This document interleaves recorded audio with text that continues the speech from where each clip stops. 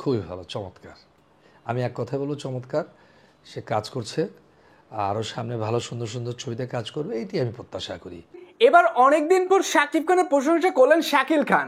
দেখেন ব্যাপারটা, তাকে বরবাদ সিনেমা নিয়ে প্রশ্ন করতেই তিনি বলে উঠলেন যে আমি বরবাদ সিনেমাটা দেখেছি এবং শাকিব খান অনেক ভালো কাজ করতেছে এবং তিনি প্রত্যাশা করেন যে আগামীতে যেন শাকিব খান আরও ভালো ভালো কাজ করতে পারে। দেখেন, বাংলাদেশের ফিল্ম ইন্ডাস্ট্রিতে শাকিব খানের সমসাময়িক যারা হিরোরা রয়েছেন তারা কিন্তু অনেকেই এখন শাকিব খানের সফলতা দেখে উল্টাপাল্টা কথা বলে, জ্বলে গিয়ে তারা শাকিব খানকে ছোট করার চেষ্টা করে। কিন্তু এখানে শাকিল খান, তিনি শাকিব খানের কত প্রশংসা করলেন। যখন প্রিয়তমা সিনেমাটা রিলিজ হয় তখনও শাকিল খান শাকিব খানের প্রশংসা করেছিলেন এবং সেই সিনেমার ব্যবসা নিয়েও তিনি কথা বলেছিলেন এবং শাকিব খানের লুকেরও তিনি প্রশংসা করছেন।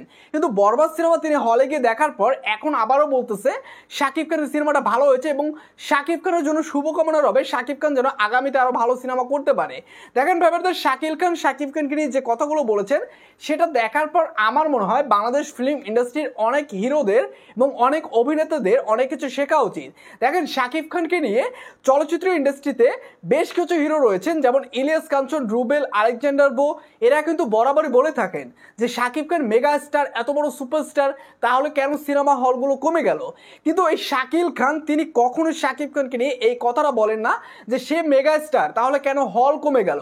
কারণ তিনি সবসময় বলে আসছেন যে শাকিব খানের কারণে এখনো সিনেমা হলগুলো টিকে আছে।